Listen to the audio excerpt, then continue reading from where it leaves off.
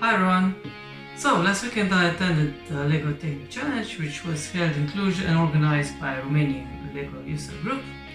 And I decided to make a bit of a longer video showcasing the different things that I basically built, experienced and learned from the challenge.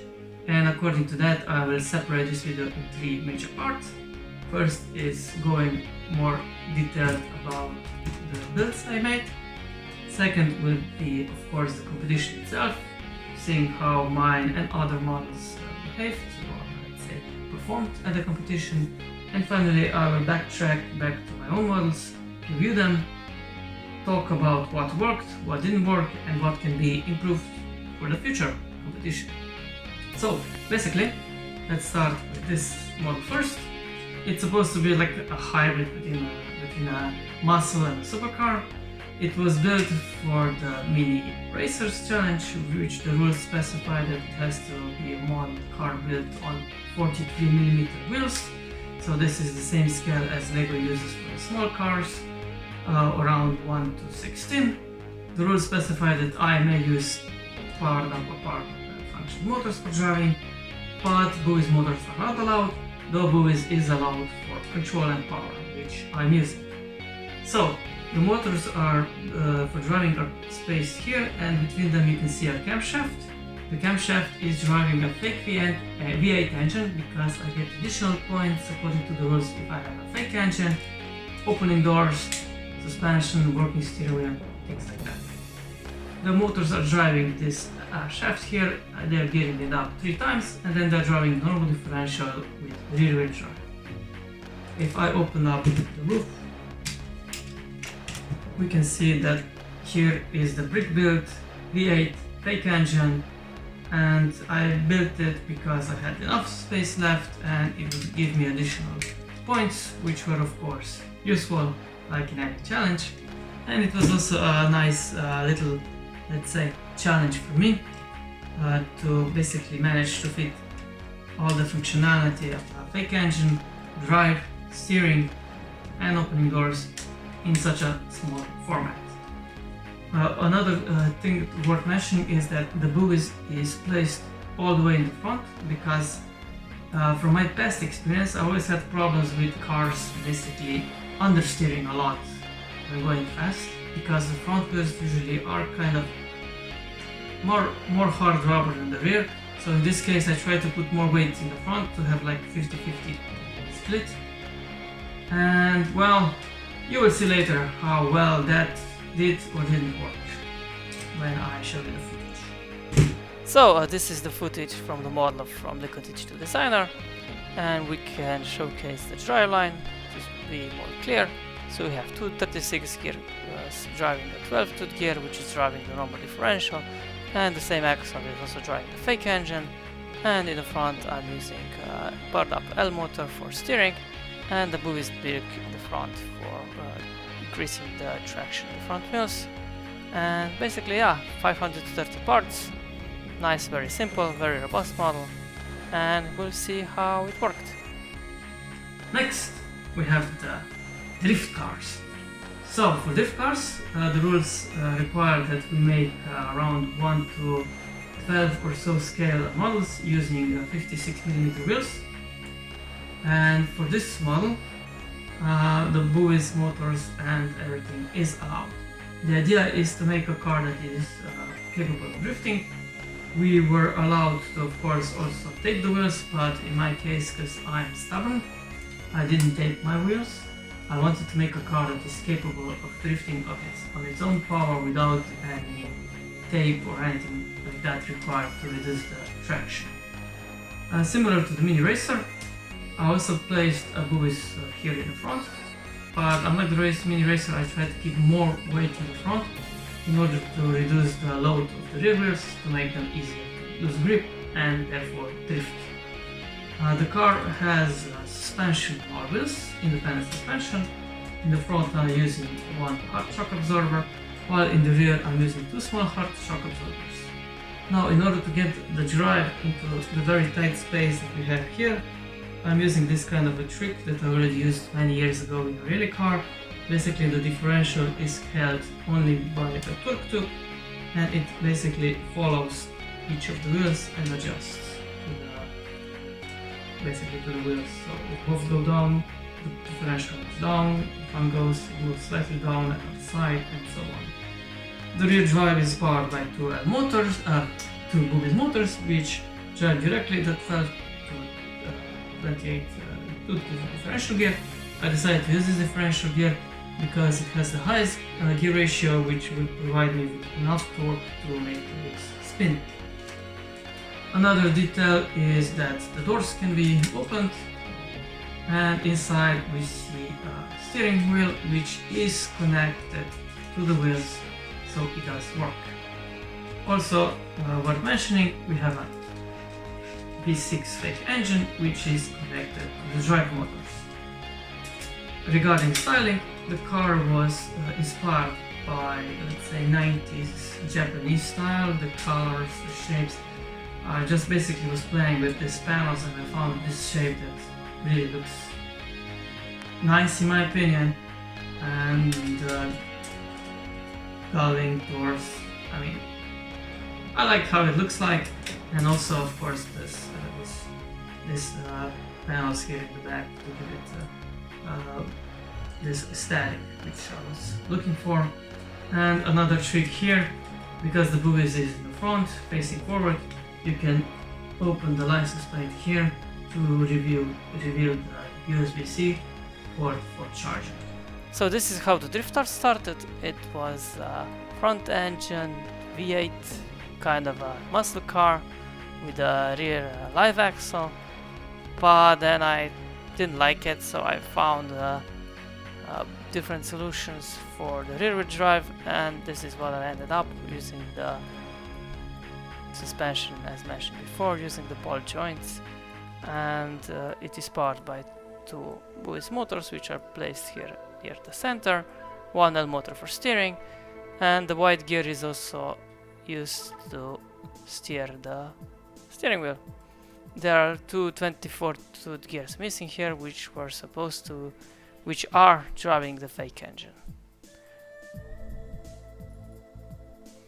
And here's the final version. Also, there was a version I tested before that also had some boat weights here in the front, but I decided against them because it would have too much weight in the front and it was just kept on spinning the rear wheels, not going anywhere.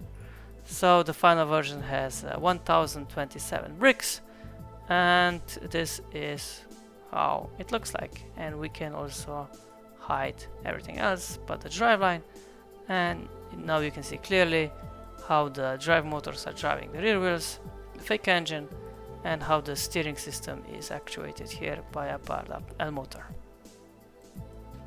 Regarding performance, well, I will show you of course the video later. It worked, but there are some specifics which we can talk about later. Next model, let's go with the smallest model. Basically we had to build a mini trial truck, and this by far is one of the smallest off-roaders I ever built, and it is built as that simple as possible. There's only one suspension system, let's say. It's a front pendular axle, and we're using a small turntable here which allows it to pivot, and it's also attached here by a half pin. Another very useful thing in this model is that you can remove the pin here and open the sides, and it reveals the interior. So basically you have a seat and a steering wheel in the back, but what I wanted to show is the mini angular motor which is introduced in the Spike Essential set, I think, and this one allowed me to make a very compact front axle, and we have a around 22.5 degrees steering angle, which is, let's say, average, but the whole axle is very tight and compact thanks to this motor, and the drive system is also made as simple as possible. One L motor in the back driving a 28-tooth gear, which is driving a 20-tooth gear here, and then we have a 12-tooth bevel gear driving another bevel gear, and then 12 tooth again, and driving a 20 tooth gear. 2 tooth gear ratio is around 1 to 2, and the model is very fun and very responsive, and I'm really happy with how this one turned out. You will see the footage. It turned out really light, very robust. It has a very low number of parts, which I will of course show you here sideways or somewhere, because I don't know them from the top of my head. But it's all under 400, and it's really one of my most fun off-roaders I ever built. It's small, you can put it in a backpack, drive with it anywhere. It has a very long playtime because of only one motor used, and yes, I'm definitely gonna keep this one assembled. So this gigantic file is the concept for the Mini 4x4. Basically, this is how it started. I always do a lot of copies of the different assemblies, and then I optimize them. So here, for example, was one that used 2 powered up L motors for driving with what seems to be all-wheel steering, yes, but in the end I managed to optimize it using the let's say this assembly for the mini angular motor, small angular motor, and then I kept optimizing it and optimizing it until I came to the chassis.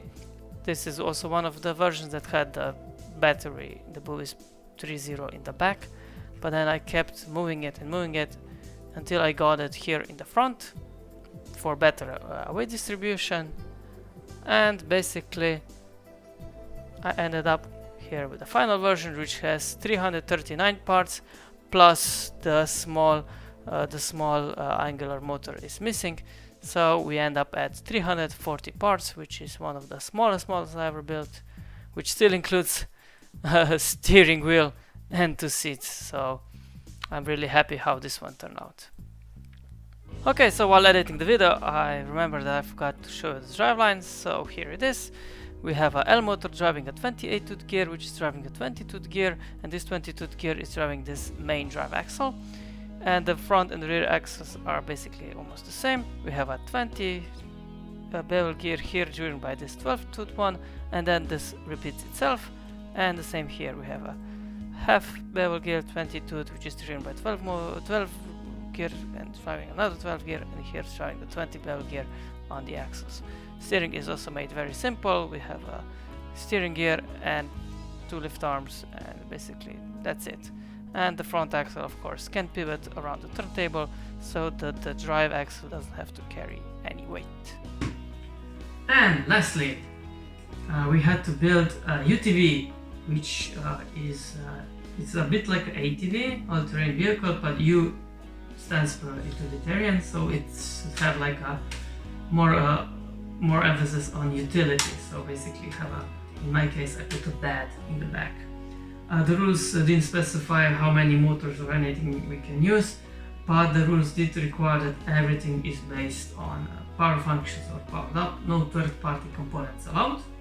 So in the first version, which I will be showing you here in the LEGO Digital Designer, I was thinking about using 4 L motors and using my own custom design hubs, but I decided against it because it would be a bit too big in my taste, and I wanted to build something more compact.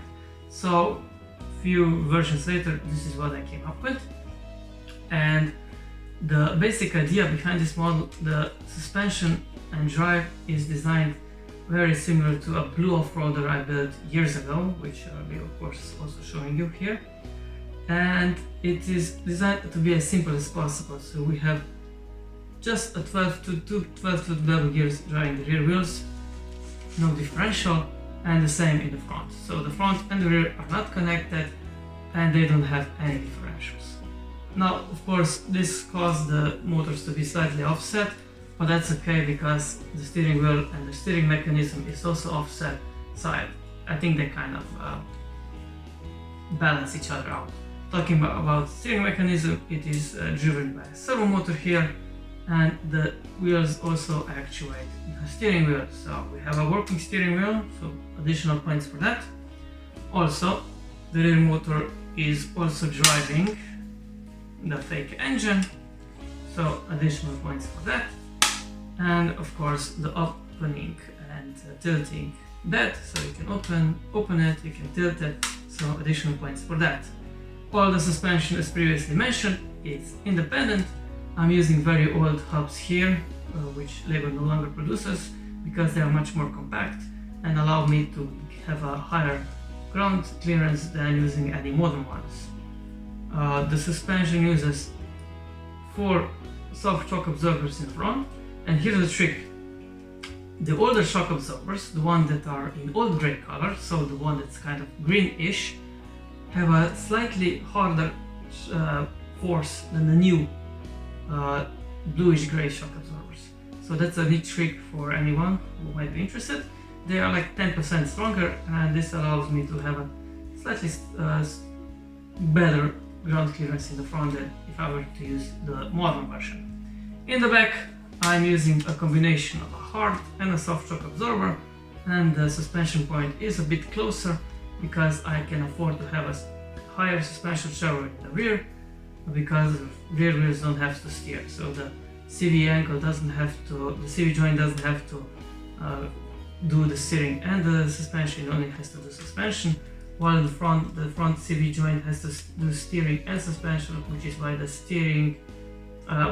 the suspension angle is and travel is limited. So the whole model is driven by lithium battery box and controlled by a receiver, which is placed here in between the seats. The model is very compact, and of course I will be showing you more details here from LEGO Digital Designer about the part count and so on. Lastly, there's another big file. This is the UTV. I misinterpreted the rules originally, and I thought we can use the buoys to 0 for driving, but then I had to correct it to not use it. So the first versions use the normal hubs here in the front, or in this case planetary hubs, and they were a bit too large for these wheels. I wouldn't have enough ground clearance left, so I kept playing with different solutions like this one. But in the end, I just decided to use these older hubs, which I will show you in more detail. And then I used these hubs, which are no longer produced, because they give me a much better ground clearance. And this version actually used 4 L motors for driving, and that was a bit too much for a single buoys unit.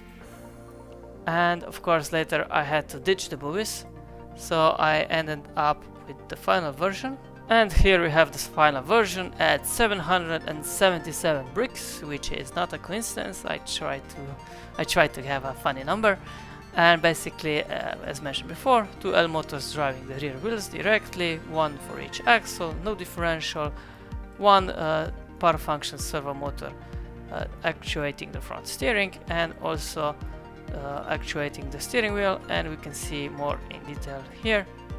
So front wheel drive, rear wheel drive, which is also driving the fake engine, and the steering system, which steers the steering wheel via these 2 gears, and of course it is geared up, so the steering wheel turns more than the actual servo motor. And it's very simple, robust, and it works.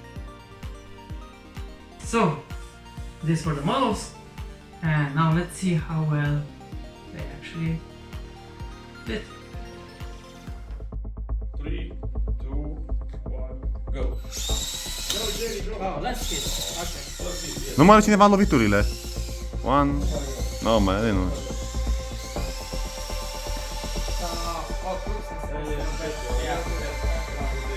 Okay, yeah. And go to start here. Go to start them again. Okay. Go. Great.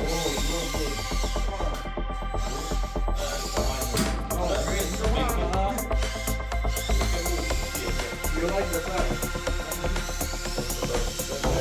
Yeah?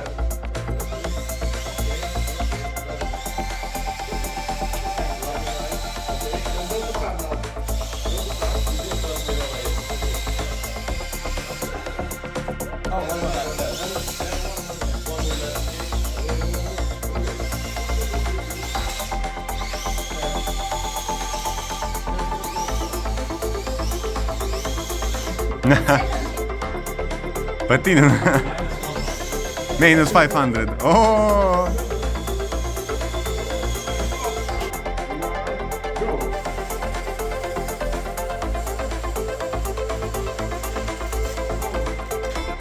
Drifting.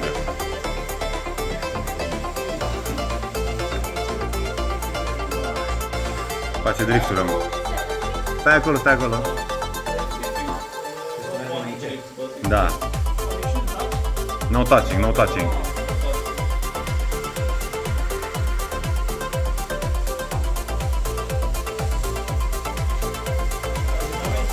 No, it's okay, no problem. You still did the turn.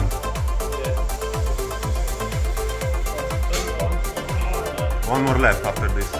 This is the last, no?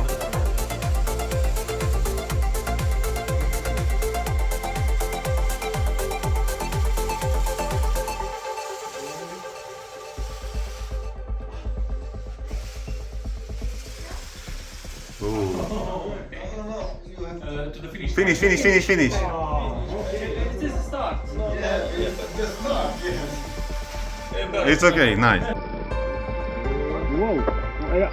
What the fuck? Too much speed, man. Go slow. Go slow. Yeah, go slow. Yeah, great. Great.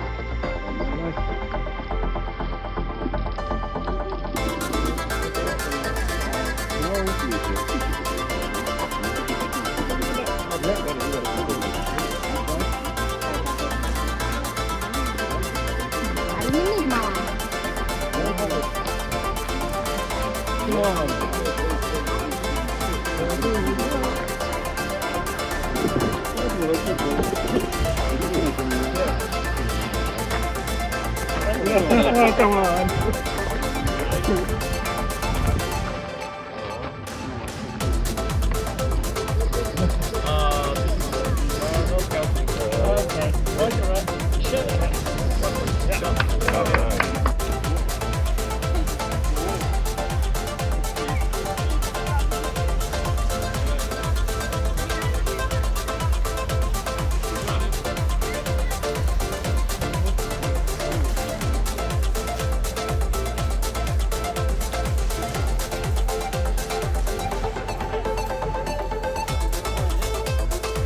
Yeah, straight through a net.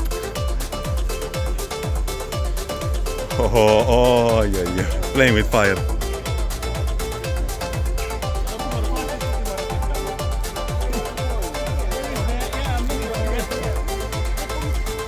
No.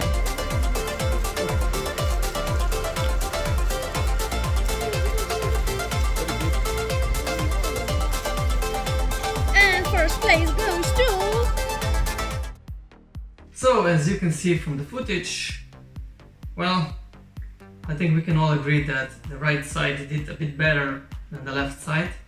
The problem here with these two models was that the ground was very slippery and it kept causing my models to oversteer and spin around and so on. So I tried here to prevent the model from understeering, which I did, but then I managed to make it oversteer. So in the future, I'm just gonna build it all-wheel drive. I think that's the best thing I can do. I already have built a Mustang all-wheel drive, so I know it can be done. So in the future, the small scale models will be all-wheel drive for me, because that's the only way I can put enough traction, grip, power from the wheels to the slippery ground and to balance the model. So this one will be taken apart.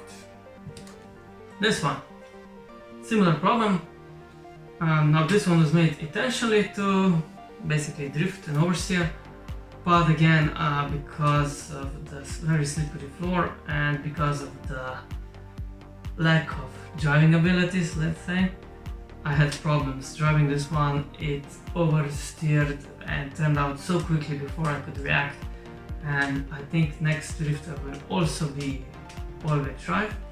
And if I use independent motors in the front and the rear, I can basically just use power curves and do my own bias, how much power I want in the front and how much in the rear, the more power I send to the rear, the less to the front, the more it's gonna oversteer, and the opposite. So next drifter, also all-wheel drive. And now here we come to the better side, the better performance. This model, no issues at all. I managed to roll it, I managed to crash it, and everything. It holds up really great. The only problem on the track was, of course, me messing up the last ramp, but the model itself is, well, it's one of my best ones, and I'm definitely keeping this one built. And similar to this one, while the power functions have very low power output and I was very limited with what I can do, the fact that I managed to use only 2 gears per motor to drive the wheels makes it very efficient. And while it cannot go very fast or at very high slopes, it was just the right balance of speed and torque to basically be the fastest UTV in that challenge. And from what I've learned is basically keeping things nice and simple is always the best. And for any kind of a racing or drifting or whatever in the future, I guess we're having so much power nowadays that just 2 drive wheels aren't enough, especially on smooth or slightly dusty or dirty floor. We lose all the traction, so even racers will have to be 4-wheel drive in the future just to basically get all the power to the wheels, from the wheels to the ground. Now, I will of course showcase the footage of these 2 models, which I also took at home, and just to show you how well basically they work.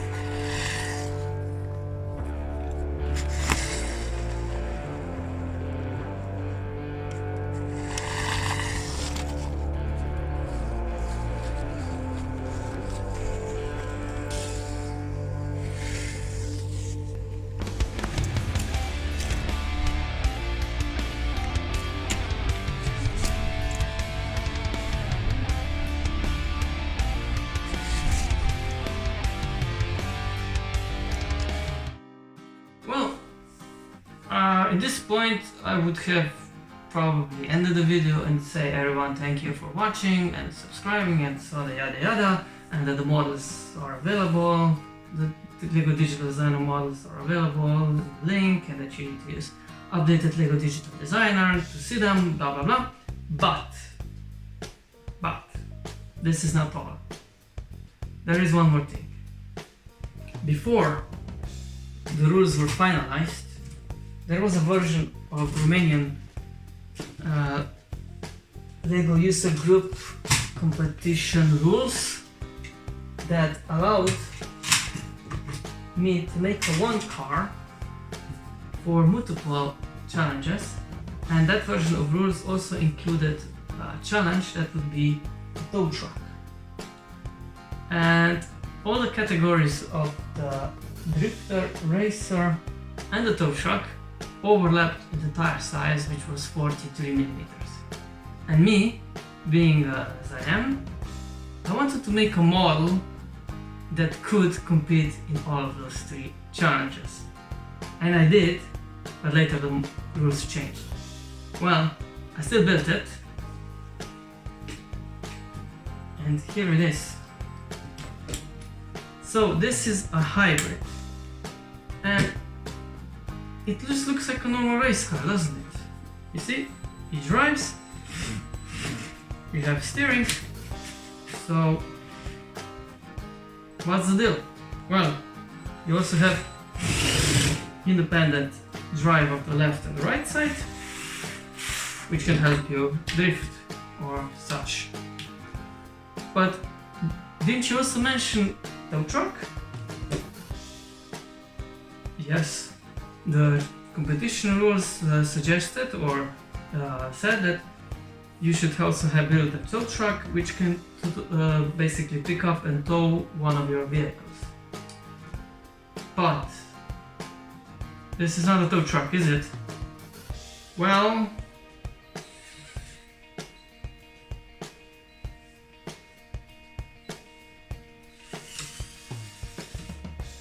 how about now? And of course, every decent tow truck needs a winch. And what am I supposed to tow with it? Well, how about the smallest model?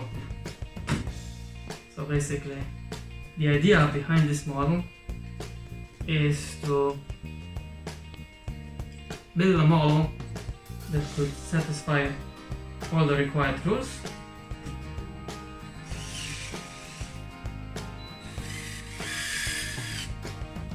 and be a drifter, a tow truck and a mini racer. And like I said, the rules have changed, so this model was obsolete, but I think it would be a shame not to show it. And let's go a bit more into the detailed stuff, just how this works.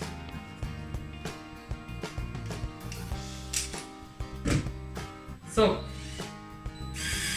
let's put it back into the normal mode.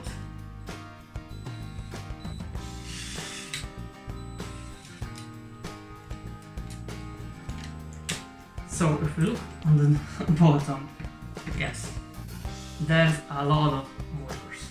So let's go through them. So we have this L motor for steering, powered up L motor, two power functions L motors for driving the wheels, each wheel independently, and then we have three powered up small L motors. This one drives the winch. You can see that over here. This one drives a worm gear and an 8-tooth gear, which tilts the cabin. And finally, this one drives a worm gear and a 24-tooth gear, which moves the rear section, the bed of the loading ramp, or however you call it. And this is also one of my most compact models I built, because it's not just driving, not just steering, but it has so many additional functions, and I'm also really proud of just what I managed to achieve here. And unfortunately, like I said, the rules were changed, but I'm still very proud of this model, and I just wanted to showcase it. And of course, I will also include it in my folder where you can download the LED file. And of course, this model was also made first in LEGO Digital Designer. including string, which is not here, it has 666 parts. Funny number, yes. And it is, well, one of my densest models I built. It is very heavy for its size, and we can hide the movable parts here. And this is how it looks under the moving cabin and the rear, basically this rear section, which also acts like a ramp or a flatbed for basically driving the mini off-roader.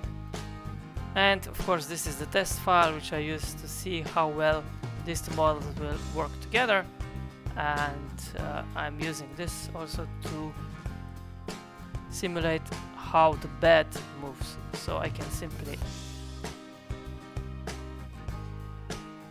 test it using the hinge tool, and we see how well the bed can collapse and go back. And of course the same for the front side. Yeah, I use this file to test how well the cabin and the bed can fold inwards and outwards without hitting anything. So yeah, that's about it. So now I'm really saying goodbye, and I would like to thank everyone for watching. And as previously mentioned, all the models are available in the link. Please use the updated LEGO Digital Designer version, which you can find on Eurobricks.